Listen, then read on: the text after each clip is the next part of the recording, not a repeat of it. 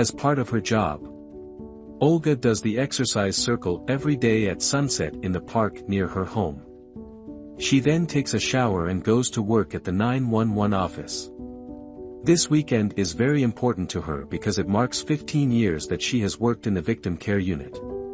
As she walks to the dispatch cafeteria, which is open 24 hours a day like her job, she greets Margot, the cashier, gets her double skim, and then takes the elevator to the 11th floor. After making small talk with her coworkers, she sits down in her booth. She answers her phone and says, "Good evening. 911. How may I assist you?" as she starts to turn on her phone extension and close her desk drawer. In the background, she hears metal dropping and a broken sob.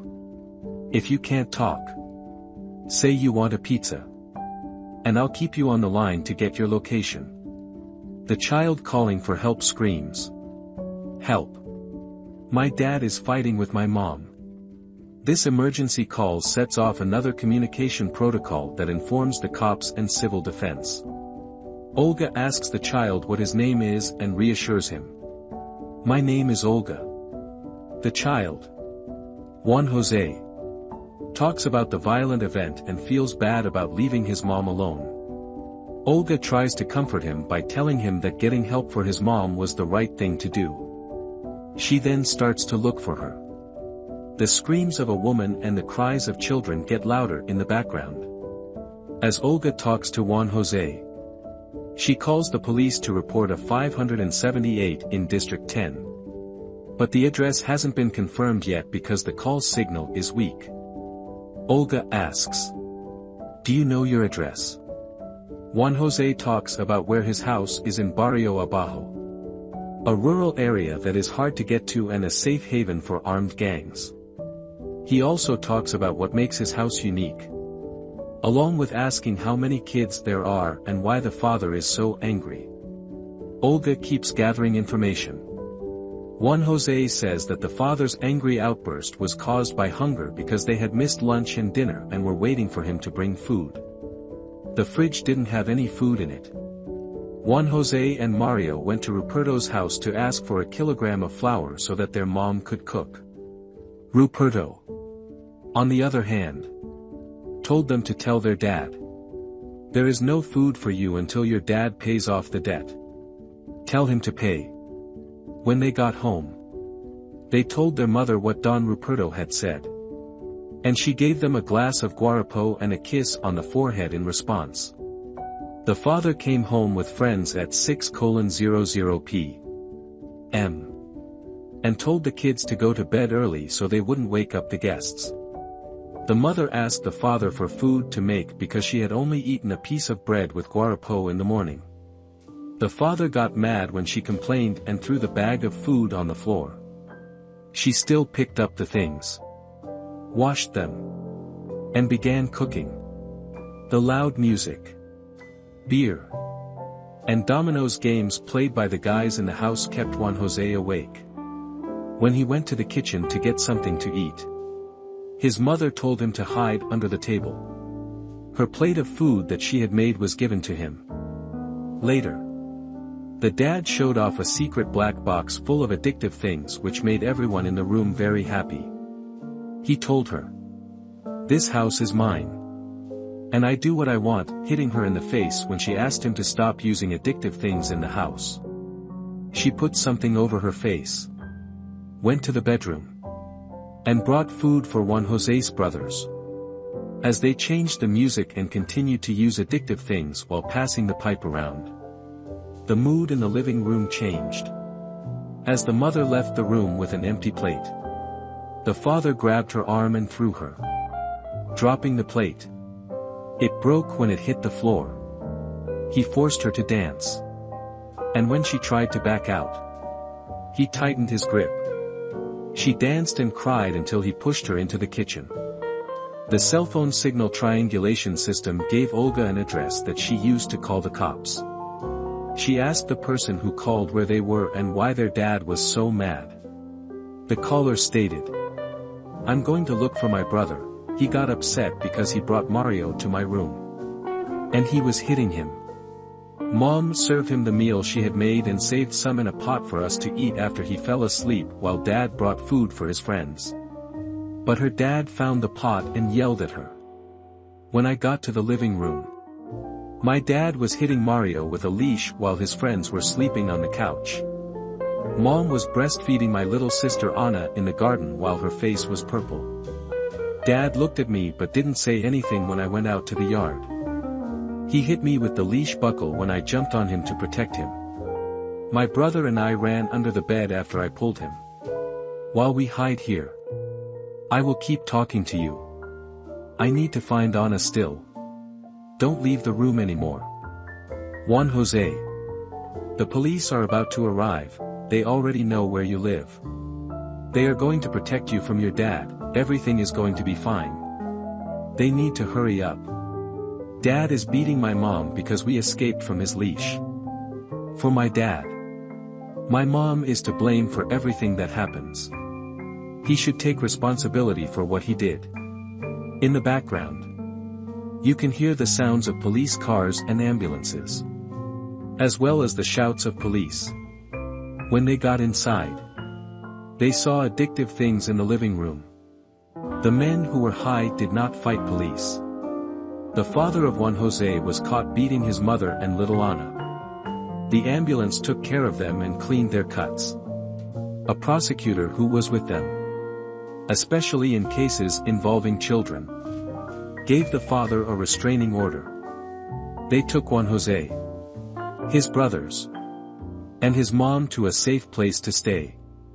The next day, they will have a new chance at life when they start a training program for moms who are at risk. There, they will get financial help, work for the mother, schooling for the children, and emotional support to heal the wounds they've been through. All of this is possible because of the help Olga got from the 911 team. They help people in dangerous situations every day. That's all about the first story, and now let's watch another similar story. Someone with a strong personality like Ricardo had to take care of his two brothers. Pedro, who was 7, and Carmencita, who was 9.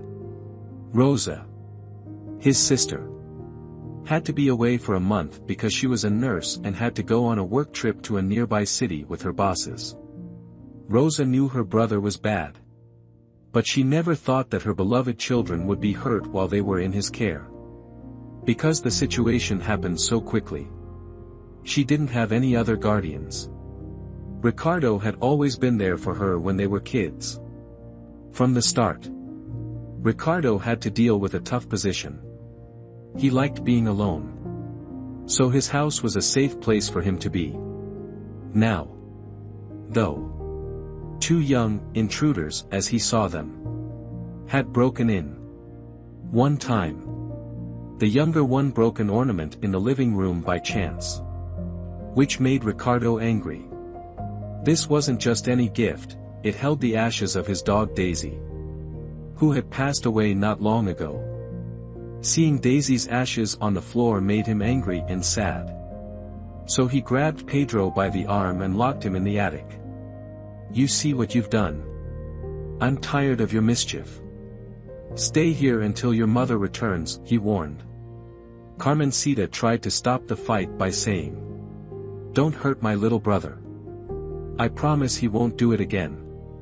This didn't calm Ricardo down, instead, it made him even more angry. "You two. To the attic. I've had enough of both of you," he said. "My love. What have these kids done to you?" Ricardo's wife tried to calm him down, but he yelled, "Get out," at the kids with a strange anger. Anyway, Ricardo locked the kids in the attic and threw the key out the window into the yard to keep them there. Pedro and Carmencita had no idea that the scariest thing that would ever happen to them was about to happen. At the same time, this experience would make their bond as siblings stronger. They stayed in the attic for 2 days without food or water, facing the cold and helping each other as much as they could. The first day was especially hard because they went long amounts of time without food. Because of the bad weather, the attic became a home for bugs and small mice, which made Pedro and Carmencita scared. In the small area, their screams and tears could be heard as they huddled together to stay warm. It was worse at night because it was raining and there were strong winds. The air was filled with fear and sadness, which was made worse by their uncle's obvious lack of care. Even though things were hard, Pedro and Carmencita, who were very close as brothers, gave each other comfort under their own roof. At first, they were hoping that their mother would quickly come back or that Ricardo would be freed. On the second day, they had to face the harsh truth and struggled to get out of the oppressive attic. Unheard cries mixed with a violent storm that ended with a window breaking, letting rain and cold winds into their safe place. Fearing not only the weather but also animals, the brothers worked together to cover the hole. Even though they were tired, worn out, and hopeless, Carmencita was smart. She came up with an answer on the spot and put water in a plastic container to cheer up her sad brother. She stressed the importance of food to get stronger. Still, Pedro, feeling hopeless, laid down on the floor and thought about a dark spot. Pedro could tell Carmen was going to have a panic attack as she talked about how lost she felt.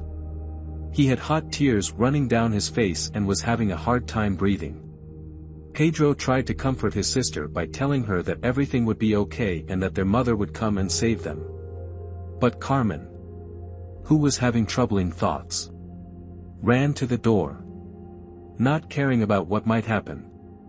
In a desperate attempt to call their uncle, who was still not there. Carmen. Carmen. Sister. Calm down. Breathe with me. Look at me. Pedro begged, trying to take her mind off of what was going on. By putting his hand on her heart, he tried to bring her back to the present and calm her down as they looked at each other. Carmen slowly started to get back in charge of her life. Maybe we just have to wait for Mom to come. She always gets us out of these tight spots and gives us a hug to forget everything this monster is doing to us, Pedro said. Both brothers were hungry and wanted to be warm, so they laid down together in the warmest part of the basement. As his sister started to talk again, Pedro looked around and saw a spider move by. Her words made him feel better, and he thought that as long as they stayed together, everything would be fine. Their attention turned to getting comfortable in the basement while they waited for their mom to arrive. They used a small window in the attic to work together.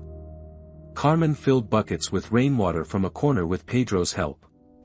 Days went by, and their hunger got worse, which made them see ghosts of people who weren't there. They thought it was their mother or even unknown neighbors. The scary event made them look old, pale, and they started losing weight slowly. Things got worse because they couldn't help each other or get water because they were losing power. Carmen used catching bugs to question whether locking up kids was really necessary. But eating the bugs turned into an unbearable experience that made them sick and made them throw up a lot. It wasn't just that they didn't like bugs. After going days without food, their tummies turned down everything they tried to eat. Even though things were getting worse, their strength, courage, and resilience won out. However, Pedro and Carmencita learned to hunt insects and find other ways to stay alive as they got used to their new lives. They were able to catch a bird that had fallen on the window. They used the few things that were in the attic to make traps for small animals that lived in the area. Because the area was full of plants and animals, animals were able to get through the hole that the storm made. Pedro and Carmencita marked each day with chalk on the attic floor to keep track of the days they were away from their mother. Even though they were crying and upset, they held on to the hope that their mother would come back soon and Ricardo would understand that they were innocent kids who were not to blame for what was happening. It hit them every morning. When the sun came in through the window. How alone they were. They begged God to help them get back together with their mother and prayed very hard for this to happen. Even though they prayed, their uncle didn't respond. And they were less able to hunt. They fell into a deep sleep because they were so tired. The next morning, the little girl's face felt uncomfortable from the sun. But she was amazed when she saw something she hadn't expected. "It can't be," her brother cried. Just as shocked as she was. There was a big pot in front of them that looked like it was full of food. There was a water bottle, bananas, 2 chocolate bars, a bottle of milk, and oats next to it. Overwhelmed with thanks, the brothers hugged each other and thanked God for this unexpected help. The tasty snacks were quickly eaten. And each bite brought them a mix of delicious tastes and real feelings of hope and strength. It felt good to drink water because it made their thirsty throats feel better. It had been a long time since they had a real meal. And this feast was better than any other they had had. The morning went by like a dream come true. Pedro suggested that they try to make the window opening a little bigger. "And since you were smaller, you could go outside and look for our mother to come save us." But Carmencita said, "No. I can't leave you here alone. We work together on games and bad dreams. We're going to stay here until Mom saves us. She'll be our hero." Her answer was, "Then we'll be happy as always." Things got worse when Carmencita got sick. Though, she got a fever and a terrible headache. Probably because she drank rainwater, which is known to contain germs that are dangerous. Even though she was sick, she was still hopeful that she would get better quickly. She thought that the healthy food they had was the reason for this. There was still a small amount left. But they had to divide it up so they could eat for the next few days. Pedro always stayed by her side and put wet cloths on her face. He never left her alone. Even though things were hard.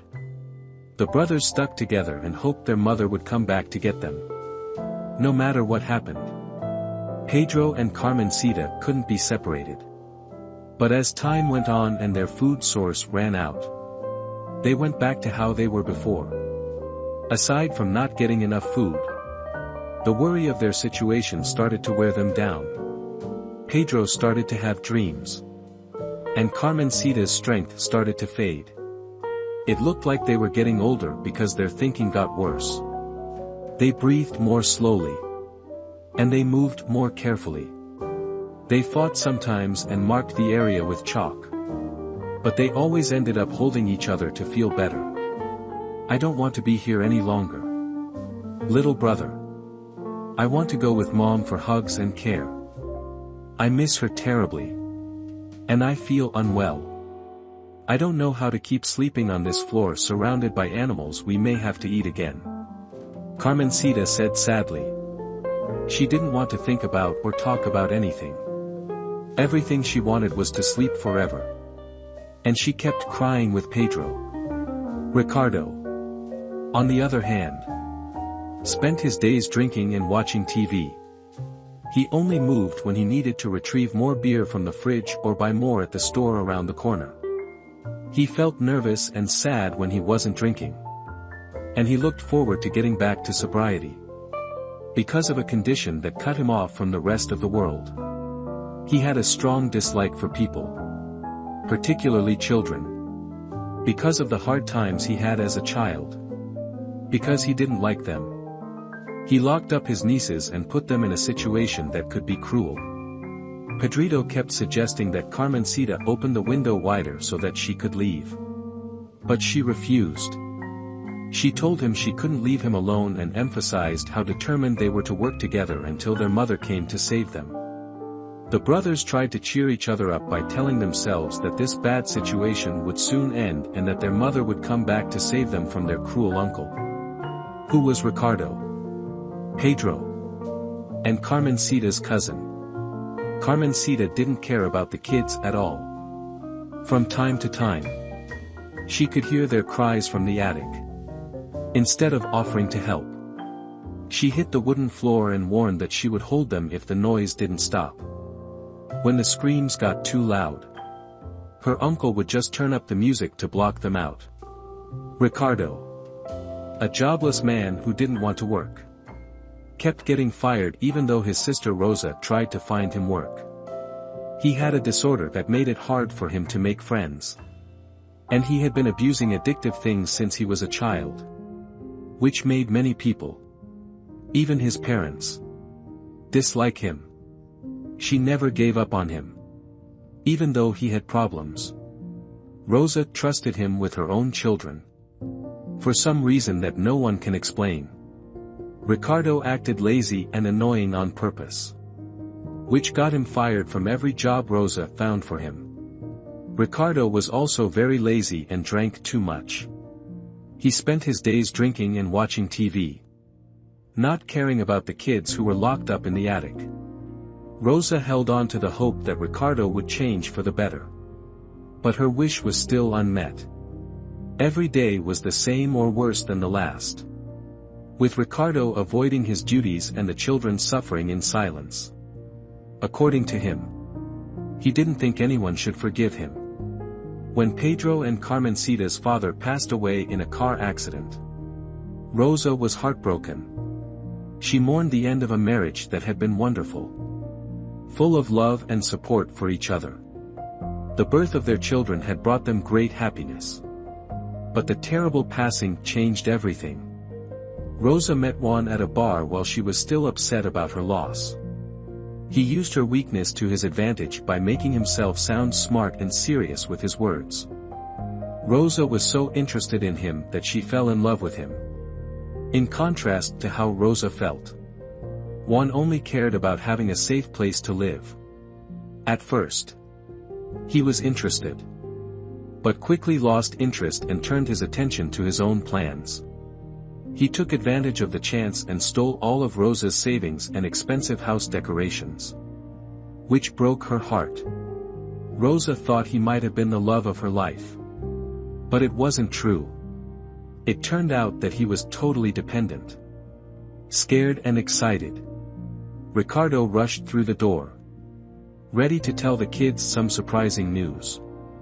When Pedro and Carmencita were in the attic, they were tired and crowded together. They looked up with hopeful eyes. Ricardo, excited to the point of bursting, told the kids, "Children, we're rich. Your father left you a gift, and you need it right now." He then gave them a sealed package and watched as they opened it with shaky hands. Inside, they found papers that told them about their inheritance, valuable land that their late father had left them. "These lands have immense value," Ricardo explained. "Both of you are now wealthy, and your lives are about to undergo a major transformation." The children, still trying to come to terms with their sudden wealth, exchanged looks that showed a mix of disbelief and gratitude. There was a sense of duty in Ricardo for the first time. The news of the inheritance seemed to wake up a part of him that had been asleep for a long time because of his bad habits. He promised to care for Pedro and Carmencita and give them a better life because he wanted to make up for mistakes he had made in the past. As soon as they came down from the attic, word quickly spread through the neighborhood about the fortune. Some people were truly happy for the kids' success.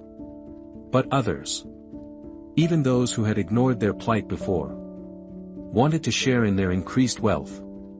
The story of how Pedro and Carmencita went from being hopelessly poor to unexpectedly wealthy was both a testament to how random fate can be and a reflection on the power of hope, resiliency, and the chance for redemption in the face of hardship. Ricardo went up to the attic to find the kids so he could clean them up and give them to the lawyer for the estate claim. However, when he got to the attic, he found something shocking. The kids were not to be found. There was no sign of Pedro and Carmencita, even after a thorough search inside and outside the house. In his desperation, He thought about coming up with a story for Rosa when she got back. But deep down, he didn't really care where the kids were or how they were doing. He was thinking a lot about the money he had received and how he was going to spend it. At the same time, both Pedro and Carmencita were able to get out of the attic. They were smart and brave enough to come up with a way to get away from where they were being held. They were free and didn't have their mother to protect them in the world they didn't know. Pedro asked in a worried tone. "Where are we? Little brother. What do we do now?" He didn't know it. But the younger brothers were determined not to end their lives in that horrible attic when they realized they had run out of food. They fixed the storm's entry point by making the crack bigger so that both of them could fit through it. Before they started working, they waited until it got dark.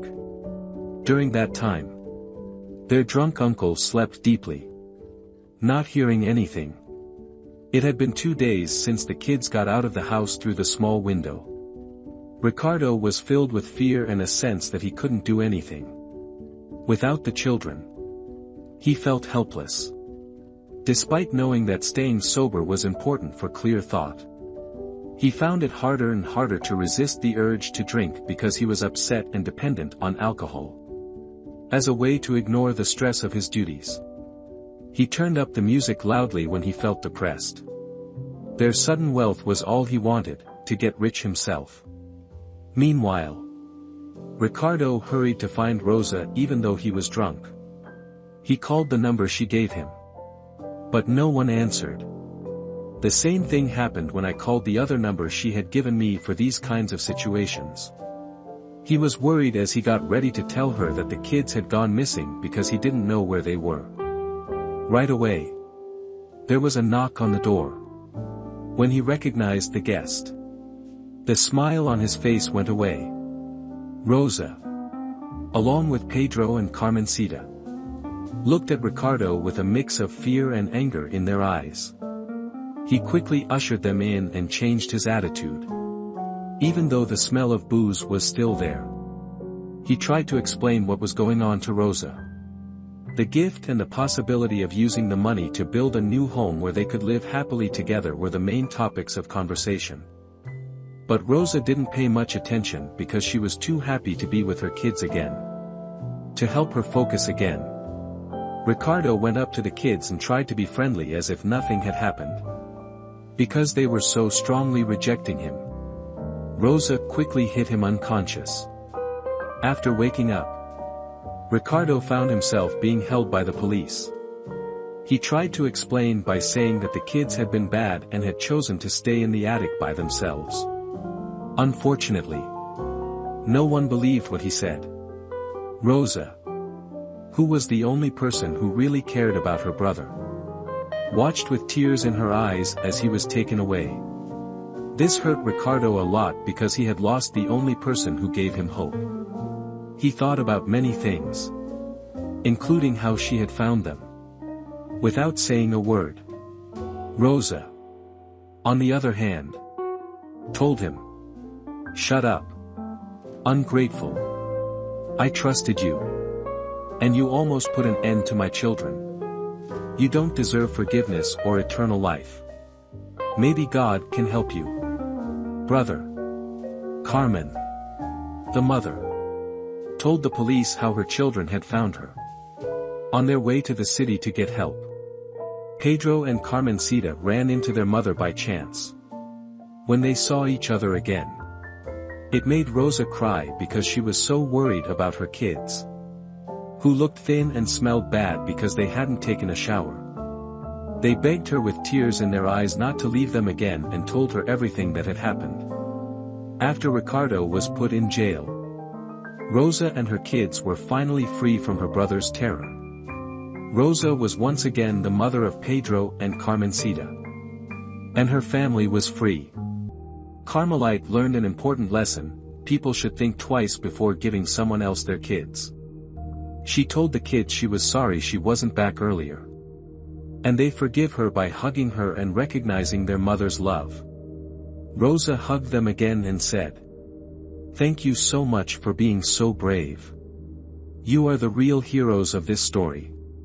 The kids had a great time being with her. Mom. I thought you wouldn't come for us. But we realized we could be strong and go find you. Pedro said. Yes. And God struck down and helped us. Carmen said. Rosa was shocked when she heard this. And the kids went on to talk about how the food, water, and chocolate seemed to appear out of nowhere. Rosa turned to her brother because she was shocked and had a hard time believing it. For a split second, she knew who it was. He was the one who had left those goods. It looked like God had stepped in and comforted her. Which is how the kids were able to stay strong. Even for someone like Ricardo. Maybe not everything was lost. Rosa told God she was thankful that he was protecting her children. Even though they were weak and skinny. They showed amazing power and bravery by getting through the problems in the attic.